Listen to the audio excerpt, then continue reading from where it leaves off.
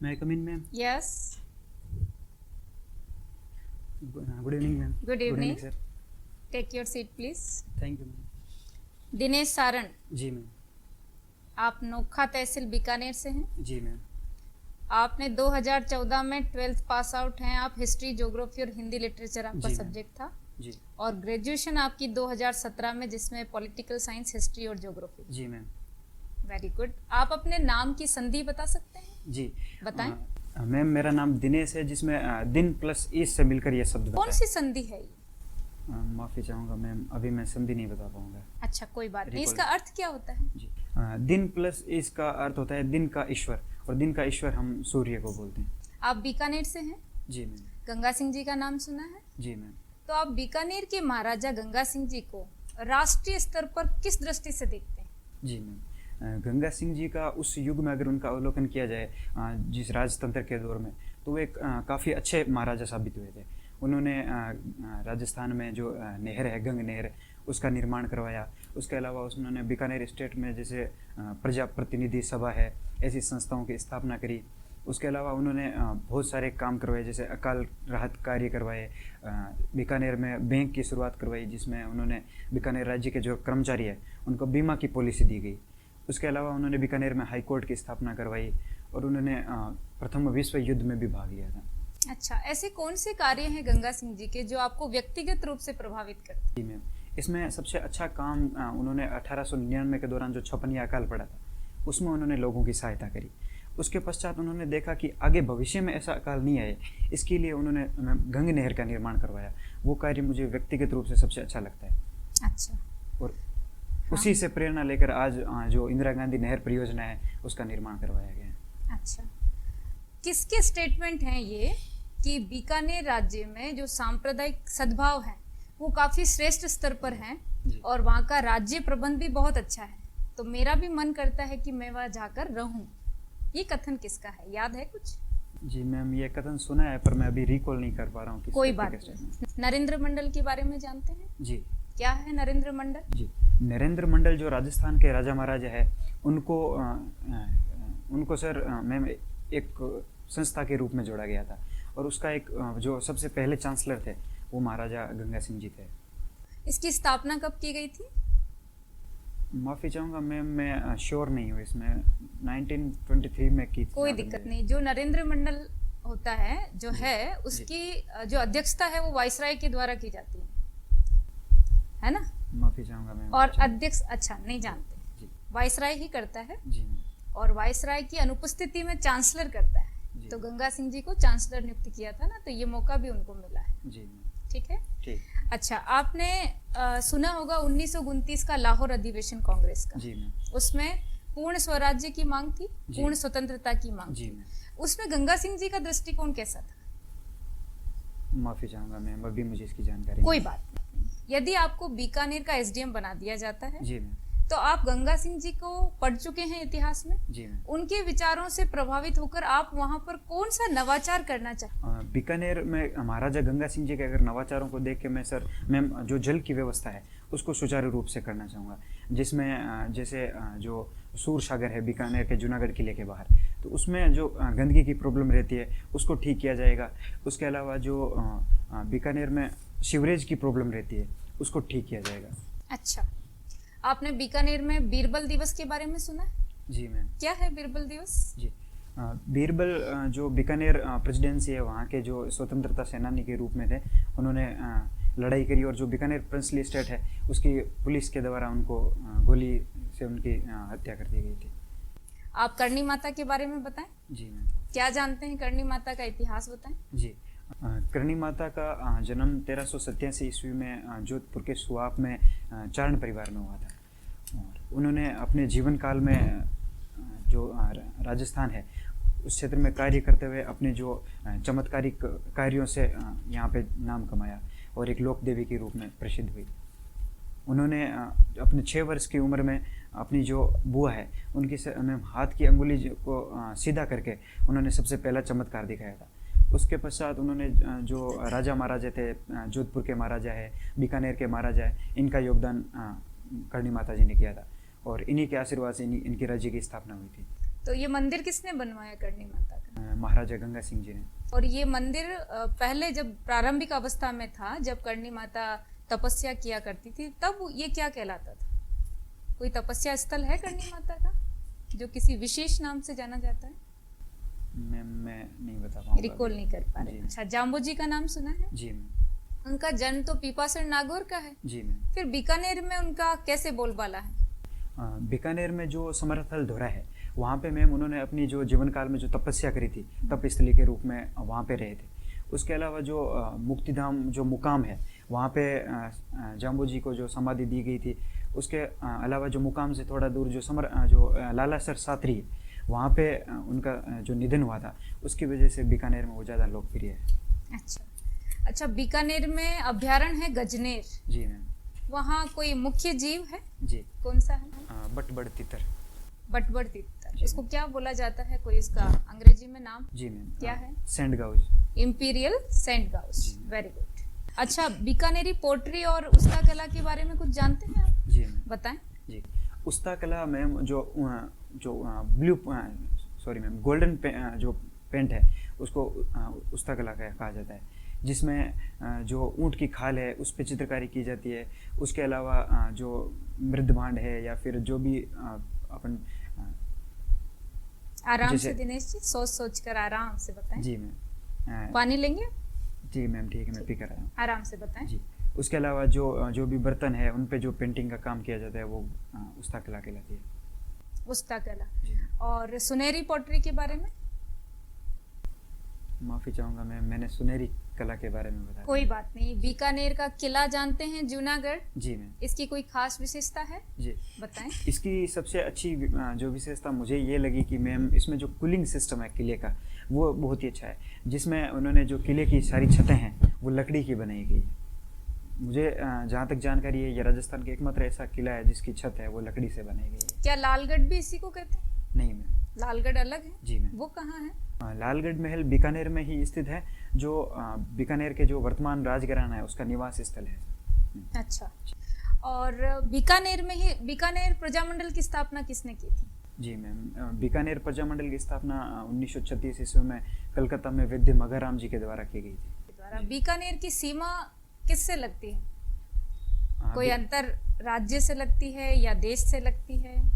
Ma'am, Bikaner की अंतर्राज्यीय सीमा अंतर्राष्ट्रीय और जिले की सीमा बनी हुई है। यानी बीकानेर की सीमा किसको छूती है? अंतर्राष्ट्रीय रूप में मैम पाकिस्तान की सीमा को छूती है, और राजस्थान के 6 जिलों को इसकी सीमा छूती है। जो पाकिस्तान को सीमा लगती है वो कितने किलोमीटर है? 168 किलोमीटर। 168। बीकानेर को पाकिस्तान के कौन से जिले छूते हैं? माफ़ी चाहूँगा मैम, अभी मैं नहीं बता पाऊँगा। कोई बात नहीं। बीकानेर की मुख्य फसल के बारे में बताएं। यहाँ की जो मुख्य फसल है बाजरा है, मोठ है और मूंगफली है। और कौन सी मिट्टी का प्रसार है बीकानेर में? बीकानेर में मैम रेतीली भूरी मिट्टी का प्रसार है। अच्छा, आपके ज्योग्राफी सब्जेक्ट रहा है? जी मैम। तो आप सीज और सेज में अंतर बता सकते हैं? जी मैम। बताएं। सीज है सोलर एनर्जी एंटरप्राइजेज जोन, और जो SEZ है वो है स्पेसिफिक इकोनॉमिक जोन। सेज कितने हैं राज्य में? राज्य में जहाँ तक मैं मेरी जानकारी है 6 के करीब सेज हैं। ओके। आपकी हॉबी है खो खो खेलना? जी मैम।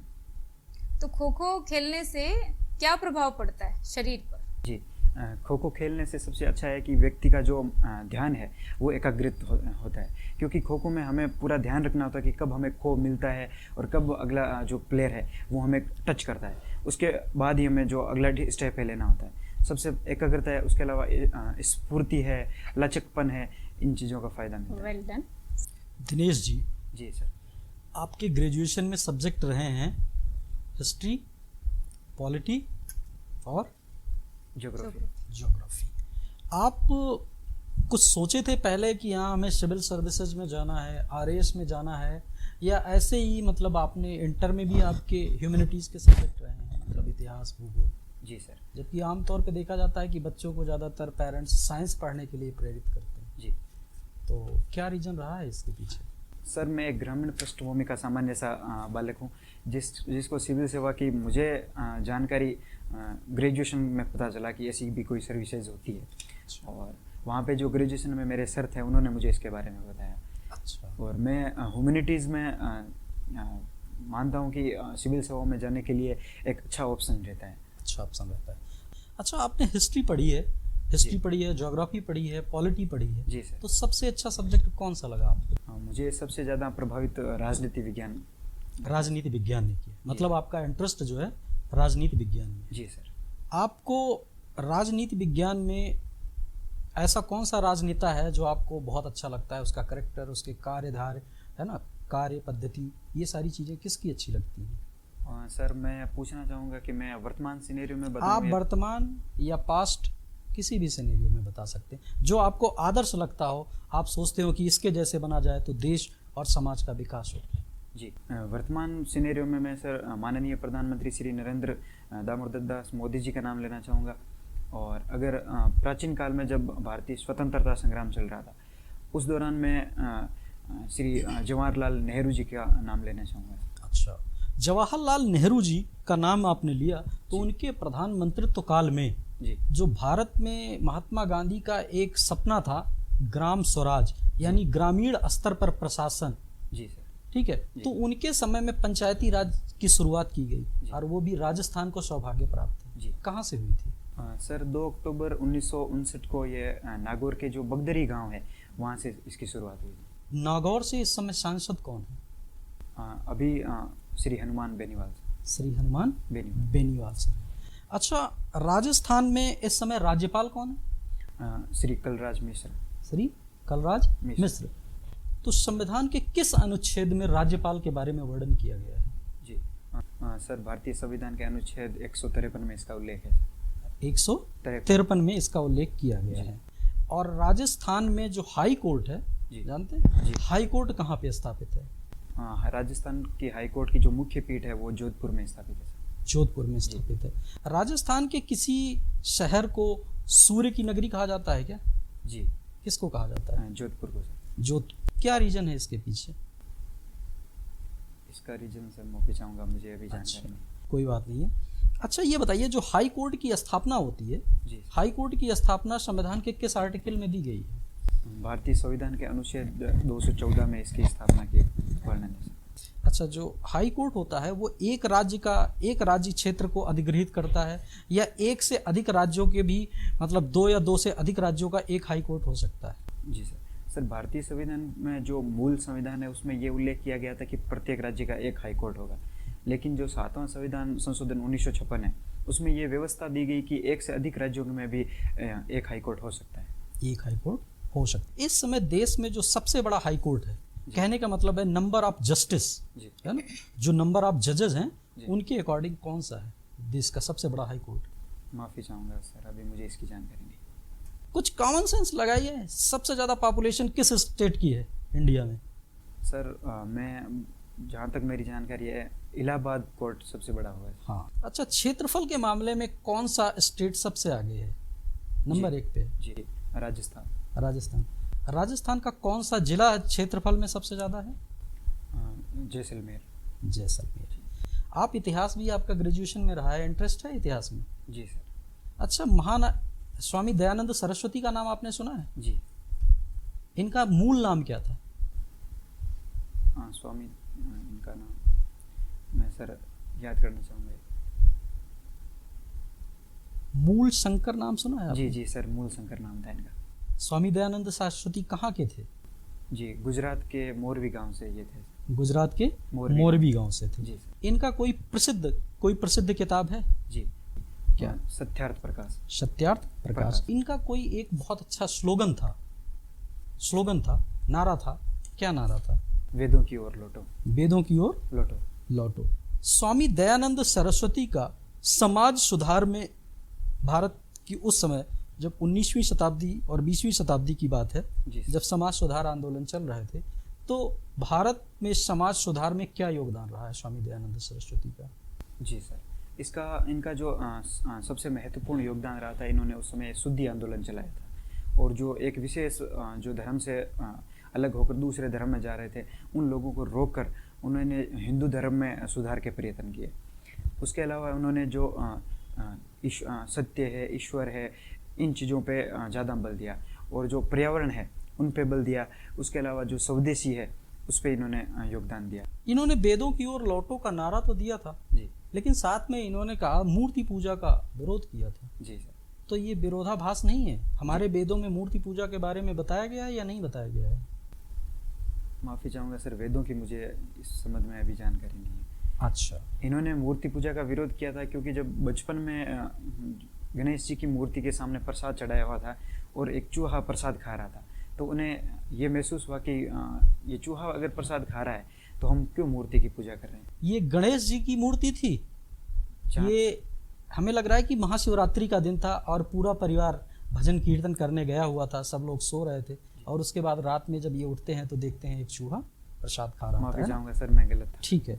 करंट में ऐसी कोई घटना, आप न्यूज़पेपर पढ़े हुए हैं, जी सर। कोई 3 घटनाएं आप हमको बताइए जिसको आपने बहुत ध्यान से, बहुत गहराई से पढ़ा। अभी सर आज की सबसे बड़ी जो न्यूज़ थी कि आज देश में जो 21 जून को 85 लाख लोगों का टीकाकरण किया गया था, जिसमें भारत सरकार का कहना है कि हम दिसंबर तक जो पूर्ण टीकाकरण का लक्ष्य है वो हासिल कर लेंगे।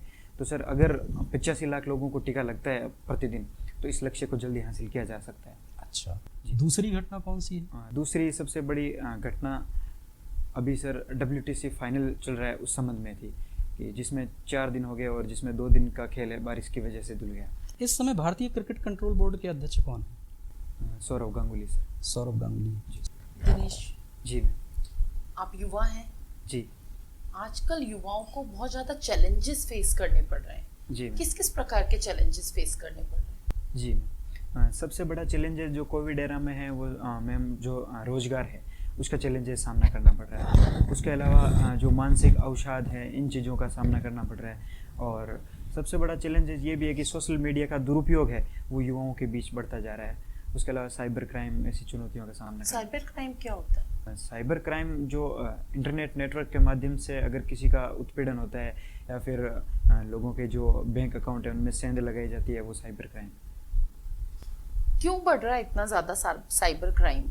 जी मैम जितना ज़्यादा टेक्नोलॉजी का प्रसार हो रहा है उसी माध्यम से जो साइबर क्राइम है इसका बढ़ावा मिल रहा है।